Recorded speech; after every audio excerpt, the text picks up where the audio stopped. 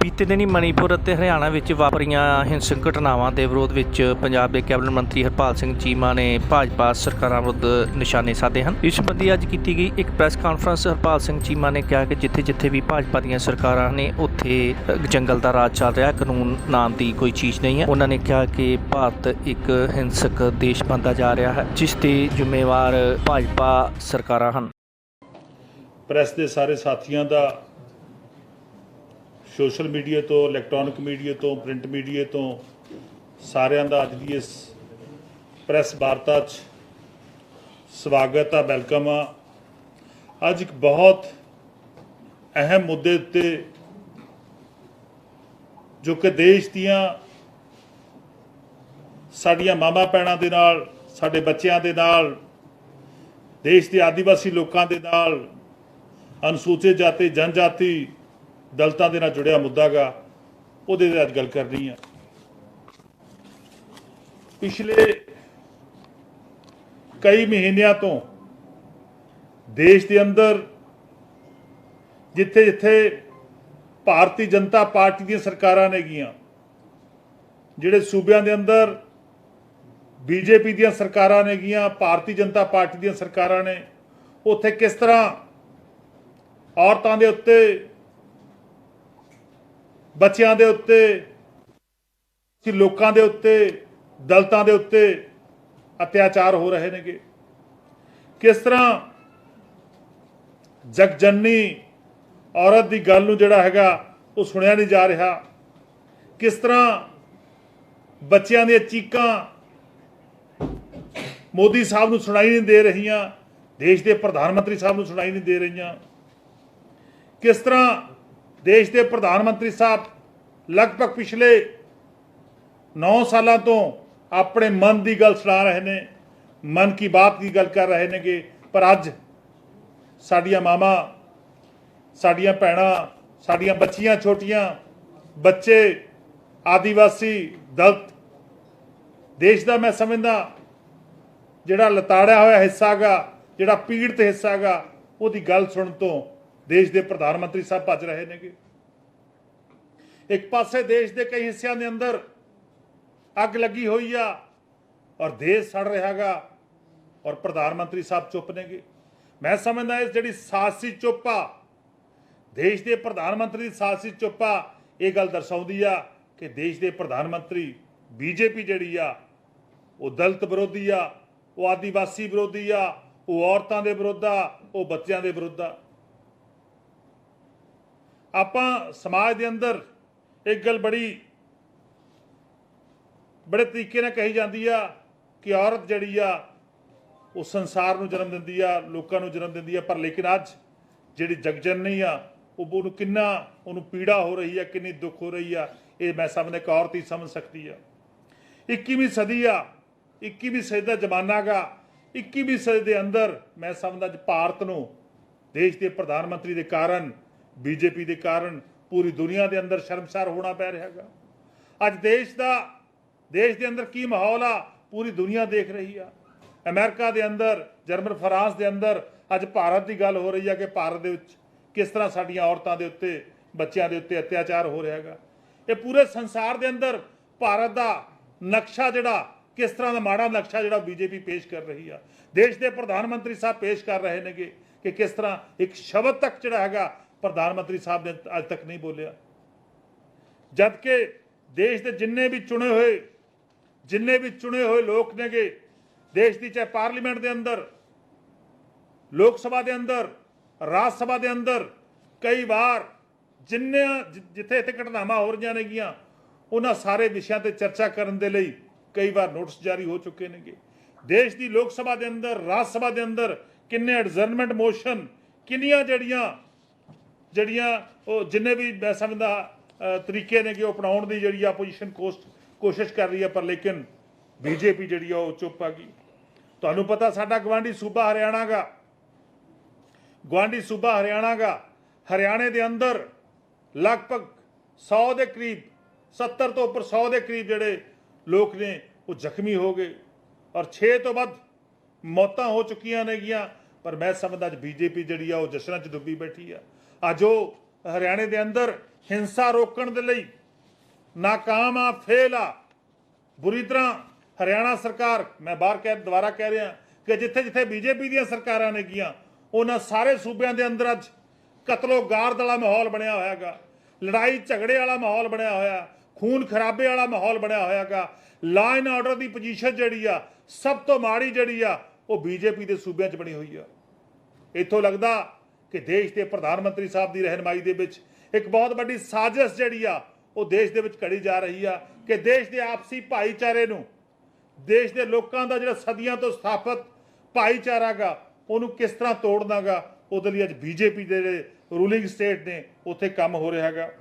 ਜੇ ਮੈਂ ਗੱਲ ਕਰਾਂ ਮਨੀਪੁਰ ਦੀ, ਮਨੀਪੁਰ ਦੇ ਅੰਦਰ ਸਾਡੀਆਂ ਦੋ ਭੈਣਾਂ ਨੂੰ, ਹਾਲਾਂਕਿ ਇੱਕ ਉਹਨਾਂ ਵਿੱਚ ਜਿਸ ਨੌਜਵਾਨ ਨੇ ਕਾਰਗਿਲ ਦੇ ਅੰਦਰ ਦੇਸ਼ ਦੀ ਲੜਾਈ ਲੜੀ, ਉਹਨਾਂ ਦੀ ਧਰਮ ਪਤਨੀ, ਔਰ ਦੂਸਰੀ ਉਹਨੂੰ ਕਿਸ ਤਰ੍ਹਾਂ ਨਿਰਵਸਤਰ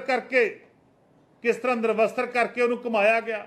ਕਿੱਡਾ ਗੁੰਡਾ ਨਾਚ ਬੀਜੇਪੀ ਨੇ ਮਨੀਪੁਰ ਦੇ ਵਿੱਚ ਰਚਾਇਆ, ਔਰ ਲਗਾਤਾਰ ਹਿੰਸਾ ਜਾਰੀ ਆ, ਲਗਾਤਾਰ ਘੱਟ ਗਿਣਤੀਆਂ ਨੂੰ ਕਿਵੇਂ ਹਮਲੇ ਹੋ ਰਹੇ ਨੇਗੇ, ਲਗਾਤਾਰ ਲੋਕਾਂ ਨੂੰ ਲੜਾਇਆ ਜਾ ਰਿਹਾ ਹੈਗਾ। ਸੋ ਪ੍ਰਧਾਨ ਮੰਤਰੀ ਸਾਹਿਬ ਚੁੱਪ ਨੇਗੇ। ਸੋ ਸਾਰੀਆਂ ਇਸੇ ਤਰ੍ਹਾਂ ਲਗਭਗ ਹੁਣ ਤੱਕ 50 ਤੋਂ 70 ਨੋਟਿਸ ਜਿਹੜੇ ਨੇਗੇ, 50 ਤੋਂ 70 ਨੋਟਿਸ ਹਰ ਰੋਜ਼ ਦੇਸ਼ ਦੀ ਪਾਰਲੀਮੈਂਟ ਦੇ ਅੰਦਰ, ਲੋਕ ਸਭਾ ਦੇ ਅੰਦਰ, ਰਾਜ ਸਭਾ ਦੇ ਅੰਦਰ ਆਪੋਜੀਸ਼ਨ ਦੇ ਮੈਂਬਰ ਜਿਹੜੇ ਚੁਣੇ ਹੋਏ ਨੇ, ਲੋਕਾਂ ਨੇ ਚੁਣ ਕੇ ਭੇਜੇ ਨੇਗੇ, ਉਹ ਲਗਾਤਾਰ ਲਾਉਂਦੇ ਨੇ। ਪਰ ਲੇਕਿਨ ਕੋਈ ਵੀ ਨੋਟਿਸ ਜਿਹੜਾ ਹੈਗਾ ਬੀਜੇਪੀ ਦੀ ਸਰਕਾਰ ਨਹੀਂ ਲੈਂਦੀ, ਪ੍ਰਧਾਨ ਮੰਤਰੀ ਸਾਹਿਬ ਨਹੀਂ ਲੈਂਦੇ। ਵਿਰੋਧੀ ਧਿਰ ਕੀ ਚਾਹੁੰਦੀ ਆ, ਆਪੋਜੀਸ਼ਨ ਕੀ ਚਾਹੁੰਦੀ ਆ? ਆਪੋਜੀਸ਼ਨ, ਕਿਉਂਕਿ ਅਸੀਂ ਆਮ ਆਦਮੀ ਪਾਰਟੀ ਆਪੋਜੀਸ਼ਨ ਦੇ ਅੰਦਰ ਆ। ਆਮ ਆਦਮੀ ਪਾਰਟੀ ਕੀ ਚਾਹੁੰਦੀ ਆ ਕਿ ਨਿਯਮ 167 ਦੇ ਅਧੀਨ ਦੇਸ਼ ਦੀ ਪਾਰਲੀਮੈਂਟ ਦੇ ਵਿੱਚ ਬਹਿਸ ਹੋਣੀ ਚਾਹੀਦੀ ਆ, ਤਾਂ ਕਿ ਇਹਨਾਂ तमाम ਮੁੱਦਿਆਂ ਦੇ ਉੱਤੇ, ਜੇ ਮੈਂ ਗੱਲ ਕਰਾਂ ਮਨੀਪੁਰ ਦੇ ਉੱਤੇ, ਹਰਿਆਣੇ ਦੇ ਉੱਤੇ, ਹੋਰ ਬਹੁਤ ਮੁੱਦੇ ਨੇ, ਮੈਂ ਆਉਣਾ ਉਸ ਤੋਂ ਬਾਅਦ ਇਕੱਲਾ ਕਿ ਕਿਸ ਤਰ੍ਹਾਂ ਦੇਸ਼ ਦੇ ਅੰਦਰ ਹਮਲੇ ਹੋ ਰਹੇ ਨੇਗੇ। ਇਹਨਾਂ ਮੁੱਦਿਆਂ ਤੇ ਆਮ ਆਦਮੀ ਪਾਰਟੀ ਜਾਂ ਦੂਜੀਆਂ तमाम ਆਦਮੀ ਜਿਹੜੀਆਂ ਪਾਰਟੀਆਂ, ਜਿਹੜੀਆਂ ਵਿਰੋਧੀ ਧਿਰ ਦੀਆਂ ਪਾਰਟੀਆਂ ਨੂੰ ਬਹਿਸ ਚਾਹੁੰਦੀਆਂ ਨੇ, ਪਰ ਲੇਕਿਨ ਬੀਜੇਪੀ ਚੁੱਪ ਆ।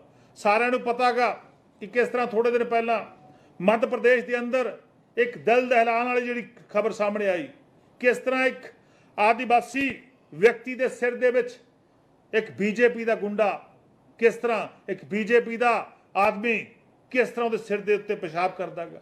ਮੈਂ ਸਮਝਦਾ 21ਵੀਂ ਸਦੀ ਦੇ ਵਿੱਚ ਇਸ ਤੋਂ ਘਿਨਾਉਣੀ ਹਰਕਤ ਕੀ ਹੋ ਸਕਦੀ ਆ? ਇਹ ਕਿਉਂ ਹੋ ਰਹੀ ਆ? ਕਿਉਂਕਿ ਬੀਜੇਪੀ ਜਿਹੜੀ ਆ ਉਹ ਘੱਟ ਗਿਣਤੀਆਂ ਨੂੰ ਨਫ਼ਰਤ ਕਰਦੀ ਆ, ਬੀਜੇਪੀ ਜਿਹੜੀ ਆ ਉਹ ਆदिवासियों ਨੂੰ ਨਫ਼ਰਤ ਕਰਦੀ ਹੈ, ਬੀਜੇਪੀ ਜਿਹੜੀ ਆ ਉਹ ਦਲਿਤਾਂ ਨੂੰ ਨਫ਼ਰਤ ਕਰਦੀ ਹੈ, ਬੀਜੇਪੀ ਜਿਹੜੀ ਆ ਉਹ ਔਰਤਾਂ ਨੂੰ ਨਫ਼ਰਤ ਕਰਦੀ ਹੈ, ਬੀਜੇਪੀ ਜਿਹੜੀ ਆ ਉਹ ਬੱਚਿਆਂ ਨੂੰ ਨਫ਼ਰਤ ਕਰਦੀ ਹੈ। ਤਾਂ ਹੀ ਜਿਹੜਾ ਹੈਗਾ ਦੇਸ਼ ਦੇ ਪ੍ਰਧਾਨ ਮੰਤਰੀ ਸਾਹਿਬ ਇੰਨੇ ਲੰਬੇ ਅਰਸੇ ਤੋਂ ਉਹਨਾਂ ਨੇ ਚੁੱਪੀ ਜਿਹੜੀ ਆ ਉਹ ਉਤਾਰੀ ਹੋਈ ਆ। ਇਹਨਾਂ ਸਾਰੇ ਰਾਜਾਂ ਤੋਂ ਇੱਥੋਂ ਸਪਸ਼ਟ ਹੁੰਦਾ ਗਾ ਕਿ ਜਿੱਥੇ ਜਿੱਥੇ ਵੀ ਬੀਜੇਪੀ ਦੀ ਸਰਕਾਰ ਆ, ਜਿਨ੍ਹਾਂ ਸੂਬਿਆਂ ਦੇ ਅੰਦਰ ਬੀਜੇਪੀ ਦੀ ਸਰਕਾਰ ਆ, ਉੱਥੇ law and order the position ਕਿੰਨੀ ਮਾੜੀ ਆ। ਉੱਥੇ law and order the position ਮੈਂ ਸਮਝਦਾ ਖਤਮ ਹੋ ਚੁੱਕੀ ਆ। ਕਾਨੂੰਨ ਨਾਂ ਦੀ ਚੀਜ਼ ਹੈ ਨਹੀਂ, ਕਾਨੂੰਨ ਇਹਨਾਂ ਸੂਬਿਆਂ 'ਚੋਂ ਖਤਮ ਹੋ ਚੁੱਕਿਆ। ਜੇ ਆਪਾਂ ਮਨੀਪੁਰ ਦੀ ਪਹਿਲੇ ਮੈਂ ਦੁਬਾਰਾ ਉੱਥੇ ਆਉਣਾ, ਮਨੀਪੁਰ ਦੀ ਗੱਲ ਕਰੀਏ, ਮਨੀਪੁਰ ਦੇ ਵਿੱਚ 3 ਮਈ ਤੋਂ ਲਗਾਤਾਰ ਇਹ ਮਸਲਾ ਚੱਲ ਰਿਹਾ ਹੈਗਾ। ਕਿਸ ਤਰ੍ਹਾਂ ਲੋਕਾਂ ਦੇ, ਗਰੀਬ ਲੋਕਾਂ ਦੇ ਘਰ ਸਾੜੇ ਜਾ ਰਹੇ ਨੇ, ਕਿਸ ਤਰ੍ਹਾਂ ਔਰਤਾਂ ਨੂੰ ਨਿਰਵਸਤਰ ਕੀਤਾ ਜਾ ਰਿਹਾ, ਕਿਸ ਤਰ੍ਹਾਂ ਬਲਾਤਕਾਰ ਦੀਆਂ, ਅਗਜ਼ਰੀ ਦੀਆਂ ਘਟਨਾਵਾਂ ਹੋ ਰਹੀਆਂ ਨੇਗੀਆਂ। ਪਰ ਲੇਕਿਨ ਪ੍ਰਧਾਨ ਮੰਤਰੀ ਸਾਹਿਬ ਚੁੱਪ ਨੇਗੇ। ਰਾਹਤ ਕੈਂਪ ਜਿਹੜੇ ਲੱਗੇ ਹੋਏ ਨੇਗੇ, ਮਨੀਪੁਰ ਦੇ ਰਾਹਤ ਕੈਂਪ ਲੱਗੇ ਹੋਏ ਨੇ, ਉੱਥੇ ਉਹਨਾਂ ਦੀ ਹਾਲਤ ਜਿਹੜੀ ਆ ਉਹ ਮੈਂ ਸਮਝਦਾ ਬਹੁਤ ਹੀ ਬਦ ਤੋਂ ਬਦਤਰ ਆ ਗਈ। ਉੱਥੇ ਵੀ ਜਿਹੜਾ ਹੈਗਾ ਸ਼ੋਸ਼ਣ ਲਗਾਤਾਰ ਜਾਰੀ ਆ। ਸਕੂਲ, ਐਜੂਕੇਸ਼ਨ ਦੇ ਅਦਾਰੇ ਜਿਹੜੇ ਨੇਗੇ ਮਨੀਪੁਰ ਦੇ ਅੰਦਰ ਉਹ ਲਗਾਤਾਰ ਬੰਦ ਰਹੇ, ਔਰ ਮੈਂ ਸਮਝਦਾ ਬੱਚਿਆਂ ਦੀ ਪੜ੍ਹਾਈ ਦਾ ਹਾਲ ਸਭ ਤੋਂ ਬੁਰਾ ਹਾਲ ਹੋ ਰਿਹਾ, ਕਿਉਂਕਿ ਜੇਕਰ ਬੱਚੇ ਸਾਲ ਜਾਂ 2 ਸਾਲ ਪੜ੍ਹਾਈ ਤੋਂ ਬਿਨਾਂ ਰਹਿ ਗਏ ਤਾਂ ਉਹ ਕਿਸ ਤਰ੍ਹਾਂ ਦੇਸ਼ ਦੇ ਦੂਜੇ ਸੂਬਿਆਂ ਦੇ ਨਾਲ ਜਿਹੜਾ ਹੈਗਾ ਰਲਣਗੇ। ਇੰਟਰਨੈਟ ਸੇਵਾਵਾਂ ਲਗਭਗ 3 ਮਹੀਨਿਆਂ ਤੋਂ ਲਗਾਤਾਰ ਬੰਦ ਨੇਗੀਆਂ। ਸੋ ਮੇਰਾ ਕਹਿਣ ਦਾ ਭਾਵ ਆ ਵੀ ਇਹ ਜਿਹੜੇ ਘਿਨਾਉਣੇ ਹਰਕਤਾਂ, ਘਿਨਾਉਣੇ ਕਾਂਡ ਉਹ ਬੀਜੇਪੀ ਦੇ ਸੂਬਿਆਂ 'ਚ ਹੋ ਰਹੇ ਨੇਗੇ। ਮਨੀਪੁਰ ਦੇ ਅੰਦਰ 100 ਉੱਪਰ ਲੋਕਾਂ ਦੀ ਮੌਤ ਹੋ ਚੁੱਕੀ ਆ, ਔਰ 300 ਤੋਂ ਵੱਧ ਜਿਹੜੇ ਹੈਗੇ ਨੇ ਉਹ ਲੋਕ ਜਿਹੜੇ ਜ਼ਖਮੀ ਨੇਗੇ, ਔਰ FIR ਤੱਕ ਨਹੀਂ ਦਰਜ ਹੋ ਰਹੀ। ਸਾਡੀ ਮਾਨਯੋਗ ਅਪੈਕਸ ਕੋਰਟ, ਸਾਡੀ ਸੁਪਰੀਮ ਕੋਰਟ ਨੂੰ ਦਖਲ ਦੇਣਾ ਪੈ ਰਿਹਾ। ਉਹ ਵੀ ਕਿਹਦੇ ਲਈ ਕਿ ਸਾਡੀਆਂ ਜਿਹੜੀਆਂ ਔਰਤਾਂ ਨਿਰਵਸਤਰ ਕਰਕੇ ਜਿਹੜੀਆਂ ਕਮਾਈਆਂ ਨੇਗੀਆਂ ਵੀਡੀਓ ਬਣਾ ਕੇ ਵਾਇਰਲ ਕੀਤੀ ਆ ਉਹਨਾਂ ਦੇ ਵਿੱਚ ਐਕਸ਼ਨ ਲਿਆ ਜਾਵੇ। ਪ੍ਰਧਾਨ ਮੰਤਰੀ ਸਾਹਿਬ ਫੇਰ ਚੁੱਪ ਨੇਗੇ। ਦੇਸ਼ ਦੀ ਸਰਵਉੱਚ ਅਦਾਲਤ ਨੂੰ ਜਿਹੜਾ ਹੈਗਾ ਆਪ ਐਕਸ਼ਨ ਲੈਣਾ ਪੈ ਰਿਹਾ, ਪਰ ਲੇਕਿਨ ਜਿਹੜੀਆਂ ਚੁਣੀ ਹੋਈ ਸਰਕਾਰ ਆ, ਚਾਹੇ ਮਨੀਪੁਰ ਦੀ ਸਰਕਾਰ ਆ, ਚਾਹੇ ਕੇਂਦਰ ਦੀ ਸਰਕਾਰ ਬੀਜੇਪੀ ਦੀ ਸਰਕਾਰ ਆ, ਉਹ ਲਗਾਤਾਰ ਚੁੱਪ ਆ। ਇਸੇ ਤਰ੍ਹਾਂ ਜਿਵੇਂ ਮੈਂ ਪਹਿਲਾਂ ਕਿਹਾ ਕਿ ਮੱਧ ਪ੍ਰਦੇਸ਼ ਦੀ ਘਟਨਾ, ਔਰ ਇਸ ਤੋਂ ਬਿਨਾਂ ਉੱਤਰ ਪ੍ਰਦੇਸ਼ ਦੇ ਅੰਦਰ ਲਗਾਤਾਰ ਜਿਹੜਾ ਕ੍ਰਾਈਮ ਆ ਉਹ ਲਗਾਤਾਰ ਵੱਧ ਰਿਹਾ ਹੈਗਾ।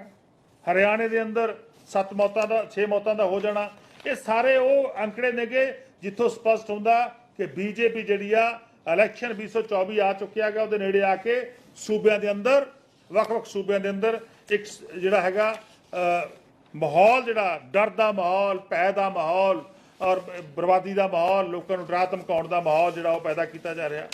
ਸੋ ਆਮ ਆਦਮੀ ਪਾਰਟੀ ਮੰਗ ਕਰਦੀ ਹੈ ਕਿ ਦੇਸ਼ ਦੇ ਪ੍ਰਧਾਨ ਮੰਤਰੀ ਸਾਹਿਬ ਆਪਣੀ ਸਾਜ਼ਸੀ ਚੁੱਪ ਤੋੜਨ ਔਰ ਦੇਸ਼ ਦੀ ਪਾਰਲੀਮੈਂਟ ਦੇ ਅੰਦਰ ਔਰ ਦੇਸ਼ ਦੀ ਪਾਰਲੀਮੈਂਟ ਤੋਂ ਬਾਹਰ ਆ ਕੇ ਬਿਆਨ ਦੇਣ, ਔਰ ਬਿਆਨ ਦੇ ਕੇ ਮੈਂ ਸਮਝਦਾ ਔਰ ਇਹ ਜਿਹੜੀ ਹਿੰਸਾ ਜਿਹੜੀ ਬੀਜੇਪੀ ਦੇ ਰੂਲ ਵਾਲੇ ਸਟੇਟਾਂ 'ਚ ਹੋ ਰਹੀ ਆ, ਜਿੱਥੇ ਬੀਜੇਪੀ ਦੇ ਰਾਜ ਨੇਗੇ, ਉਹ ਹਿੰਸਾ ਨੂੰ ਤੁਰੰਤ ਬੰਦ ਕਰਾਉਣ ਔਰ ਆਮ ਲੋਕਾਂ ਦੀ, ਖਾਸ ਕਰਕੇ ਮੈਂ ਸਮਝਦਾਗਾ ਸਾਡੀਆਂ ਮਾਵਾਂ ਭੈਣਾਂ ਦੀ, ਸਾਡੀਆਂ ਬਜ਼ੁਰਗਾਂ ਦੀ, ਸਾਡੇ ਬੱਚਿਆਂ ਦੀ, ਦਲਿਤਾਂ ਦੀ, ਆਦਿਵਾਸੀ ਲੋਕਾਂ ਦੀ ਜਿਹੜੀ ਆ ਉਹ ਤੁਰੰਤ ਉਹਨਾਂ ਦੀ ਰੱਖਿਆ ਕਰਨ। ਹਾਂਜੀ ਚੀਮਾ ਸਾਹਿਬ, ਇੱਥੇ ਜਿਹੜੇ ਭਾਜਪਾ ਦੇ ਆਗੂ ਹੈਗੇ ਨੇ ਉਹ ਕਹਿੰਦੇ ਨੇ ਕਿ ਅਮਿਤ ਸ਼ਾਹ ਉੱਥੇ 3 ਦਿਨ ਲਾ ਕੇ ਆਏ ਨੇ, ਆਪ ਹਰ ਹਾਲਾਤ ਦਾ ਜਾਇਜ਼ਾ ਲੈ ਕੇ ਆਏ ਨੇ। ਅਮਿਤ ਸ਼ਾਹ ਜੀ ਤਾਂ ਉੱਥੇ ਜਾ ਕੇ ਮਨੀਪੁਰ ਦੇ ਅੰਦਰ ਜਿੱਥੇ ਜਾ ਕੇ ਪਿਕਨਿਕ ਮਨਾ ਕੇ ਆਏ ਨੇਗੇ। ਜੇ ਅਮਿਤ ਸ਼ਾਹ ਜੀ ਜਾ ਕੇ ਉੱਥੇ ਐਕਸ਼ਨ ਲੈ ਕੇ ਆਏ ਹੁੰਦੇ ਤਾਂ ਮੈਂ ਸਮਝਦਾ ਹਿੰਸਾ ਰੁਕ ਜਾਂਦੀ। ਤਾਂ ਦੇਸ਼ ਦੇ ਹੋਮ ਮਿਨਿਸਟਰ ਸਾਹਿਬ ਉੱਥੇ ਜਾ ਕੇ ਪਿਕਨਿਕ ਮਨਾ ਕੇ ਆਏ ਨੇਗੇ। ਜੇ ਉੱਥੇ ਕਿਤੋਂ ਕੋਈ ਐਕਸ਼ਨ ਲਿਆ ਹੁੰਦਾ, ਕੋਈ ਕੰਮ ਕੀਤਾ ਹੁੰਦਾ ਤਾਂ ਮੈਂ ਸਮਝਦਾ ਦੁਬਾਰਾ ਉੱਥੇ ਇਸ ਤਰ੍ਹਾਂ ਦੀ ਘਟਨਾਵਾਂ ਨਾ ਵਾਪਰਦੀਆਂ।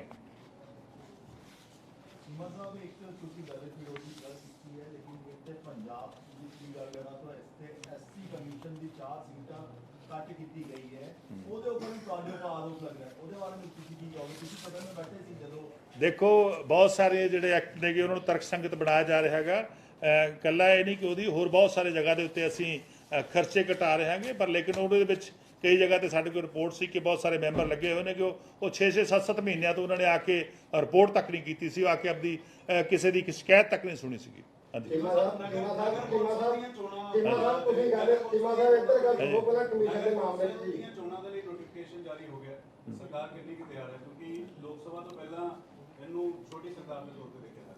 ਬਿਲਕੁਲ, ਜਿੰਨੀਆਂ ਵੀ ਚੋਣਾਂ ਜਿਹੜੀਆਂ ਸਾਡੀਆਂ ਕਮੇਟੀ ਦੀਆਂ ਚੋਣਾਂ, ਨਗਰ ਪੰਚਾਇਤਾਂ ਦੀਆਂ ਚੋਣਾਂ ਜਾਂ ਮਿਊਨਿਸਪਲ ਕਮੇਟੀ ਦੀਆਂ ਚੋਣਾਂ ਜਿਹੜੀਆਂ ਪੈਂਡਿੰਗ ਪਈਆਂ ਨੇਗੀਆਂ, ਬਿਲਕੁਲ ਉਹਨਾਂ ਦੀ ਤਿਆਰੀ ਜਿਹੜੀ ਆ ਉਹ ਡਿਪਾਰਟਮੈਂਟ ਨੇ ਕੀਤੀ ਆ, ਸਮੇਂ ਸਿਰ ਹੋਣਗੀਆਂ। ਔਰ ਪਾਰਟੀ ਨੇ ਅੱਗੇ ਵਿਚਾਰ ਕਰਨਾ ਕਿ ਇਹ ਸਿੰਬਲ ਤੇ ਲੜਨੀਆਂ ਨੇ ਜਾਂ ਨਹੀਂ, ਇਹ ਪਾਰਟੀ ਨੇ ਵਿਚਾਰ ਕਰਨਾ ਕਿ, ਪਰ ਲੇਕਿਨ ਸਰਕਾਰ ਜਿਹੜੀ ਆ ਉਹ ਚੋਣਾਂ ਕਰਾਉਣ ਲਈ ਪੂਰੀ ਤਰ੍ਹਾਂ ਤਿਆਰ ਆ ਜੀ। ਚੀਮਾ ਸਾਹਿਬ, 2 ਦਿਨ ਪਹਿਲਾਂ ਗਵਰਨਰ ਸਾਹਿਬ ਨੇ ਇੱਕ ਚਿੱਠੀ ਆ ਜਿਹੜੀ ਦੁਬਾਰਾ ਫਿਰ ਮੁੱਖ ਮੰਤਰੀ ਸਾਹਿਬ ਨੂੰ ਲਿਖੀ ਆ, ਦੋਨੇ ਪਾਸੇ ਤੇ ਚਿੱਠੀਆਂ ਦਾ ਜਿਹੜਾ ਆਦਾਨ ਪ੍ਰਦਾਨ ਚੱਲ ਰਿਹਾ। ਗਵਰਨਰ ਸਾਹਿਬ ਕਹਿ ਰਹੇ ਨੇ ਕਿ ਮੁੱਖ ਮੰਤਰੀ ਸਾਹਿਬ ਨੂੰ ਇਹ ਨਸੀਹਤ ਦਿੱਤੀ ਆ ਕਿ ਤੁਸੀਂ ਡਾਕਟਰ BR ਸਾਹਿਬ ਦੀ, ਅੰਬੇਦਕਰ ਦੀ ਫੋਟੋ ਤਾਂ ਬਾਬਾ ਸਾਹਿਬ ਦੀ ਹਰੇਕ ਜਗ੍ਹਾ ਲਾਈ ਹੋਈ ਆ, ਪਰ ਉਹਨਾਂ ਦੇ ਸੰਵਿਧਾਨ ਦੀ ਪਾਲਣਾ ਨਹੀਂ ਕਰ ਰਹੇ। ਜਿੱਥੇ ਮੇਰੇ ਸਾਥੀ ਨੇ ਸਵਾਲ ਪੁੱਛਿਆ ਕਮਿਸ਼ਨ ਨੂੰ ਲੈ ਕੇ, ਤੁਹਾਡੀ ਸਰਕਾਰ ਨੇ ਇੱਕ IAS ਅਧਿਕਾਰੀ ਆ ਜਿਹੜਾ ਜਨਰਲ ਕੈਟਾਗਰੀ ਨੂੰ ਬਿਲੋਂਗ ਕਰਦਾ ਹੈ, ਉਹਨੂੰ ਉੱਥੇ ਉਹਦਾ ਮੈਂਬਰ ਸਕੱਤਰ ਲਾਤਾ। ਉਹ ਖੁਦ 1.5 ਮਹੀਨੇ ਪਹਿਲਾਂ ਲਿਖ ਕੇ ਦੇ ਚੁੱਕਿਆ ਤੁਹਾਡੇ ਮੁੱਖ ਸਕੱਤਰ ਨੂੰ, ਤੁਹਾਡੀ ਸਰਕਾਰ ਨੂੰ, ਵੀ ਐਜ ਪਰ ਲਾ, ਐਜ ਪਰ ਕਾਨੂੰਨ ਮੇਰੀ ਉਹਨੂੰ ਕਰ ਦਿੰਦੇ ਠੀਕ। ਦੂਜਾ ਰਹਿ ਗਿਆ ਗਵਰਨਰ ਸਾਹਿਬ ਦਾ। ਮੈਂ ਸਮਝਦਾ ਗਵਰਨਰ ਸਾਹਿਬ ਨੂੰ ਮਾਣ ਮਰਿਆਦਾ ਦਾ ਖਿਆਲ ਰੱਖਣਾ ਚਾਹੀਦਾ, ਸੰਵਿਧਾਨ ਦਾ ਖਿਆਲ ਗਵਰਨਰ ਸਾਹਿਬ ਨੂੰ ਰੱਖਣਾ ਚਾਹੀਦਾ। ਸੰਵਿਧਾਨ ਦੀਆਂ ਜੋ ਧਾਰਾਵਾਂ ਦੇ ਅਨੁਸਾਰ, ਜੋ ਸੰਵਿਧਾਨ ਦੇ ਆਰਟੀਕਲ ਦੇ ਅਨੁਸਾਰ ਜੋ ਸ਼ਕਤੀਆਂ ਗਵਰਨਰ ਸਾਹਿਬ ਨੂੰ ਵਰਤੀਆਂ ਨੇ, ਉਹਨਾਂ ਦਾ ਸਹੀ ਇਸਤੇਮਾਲ ਕਰਨਾ ਚਾਹੀਦਾ, ਨਾ ਕਿ ਉਹਨਾਂ ਨੂੰ ਬੀਜੇਪੀ ਦੀ ਅੱਖ ਨਾਲ ਦੇਖਣਾ ਚਾਹੀਦਾ। ਬੀਜੇਪੀ ਦੀ ਅੱਖ ਨਾਲ ਨਹੀਂ ਦੇਖਣਾ ਚਾਹੀਦਾ। ਪੰਜਾਬ ਦੇ ਲੋਕਾਂ ਨੇ ਆਮ ਆਦਮੀ ਪਾਰਟੀ ਦੀ ਸਰਕਾਰ ਨੂੰ ਚੁਣਿਆ, ਪੰਜਾਬ ਦੇ ਲੋਕਾਂ ਨੇ ਸਰਦਾਰ ਭਗਵੰਤ ਸਿੰਘ ਮਾਨ, ਮਾਨਯੋਗ ਮੁੱਖ ਮੰਤਰੀ ਸਾਹਿਬ ਨੂੰ ਚੁਣਿਆ, ਔਰ ਲੱਖਾਂ ਲੋਕਾਂ ਨੇ ਆਪਣੇ ਮਤ ਦਾ ਪ੍ਰਯੋਗ ਕਰਕੇ ਚੁਣਿਆ ਗਿਆ। ਸੋ ਗਵਰਨਰ ਸਾਹਿਬ ਨੂੰ ਮੈਂ ਸਮਝਦਾ ਇਸ ਤਰ੍ਹਾਂ ਚਿੱਠੀਆਂ ਭੇਜਣ ਤੋਂ ਗੁਰੇਜ਼ ਕਰਨਾ ਚਾਹੀਦਾ, ਸੰਵਿਧਾਨ ਦੇ ਮੁਤਾਬਕ ਕੰਮ ਕਰਨਾ ਚਾਹੀਦਾ। ਔਰ ਵਿਧਾਨ ਸਭਾ ਦਾ ਸੈਸ਼ਨ ਵੀ ਸੰਵਿਧਾਨ ਦੇ ਮੁਤਾਬਕ ਹੋਇਆ ਸੀ ਔਰ ਐਕਟ ਵੀ ਜਿਹੜੇ ਨੇਗੇ ਉਹ ਸੰਵਿਧਾਨ ਦੇ ਮੁਤਾਬਕ ਜੋ ਤਾਕਤਾਂ ਚੁਣੇ ਹੋਏ ਨੁਮਾਇੰਦਿਆਂ ਨੂੰ ਮੇਰੀਆਂ ਆਉਂਦੀਆਂ ਨੇ ਉਹਦੇ ਮੁਤਾਬਕ ਹੋਇਆਗਾ।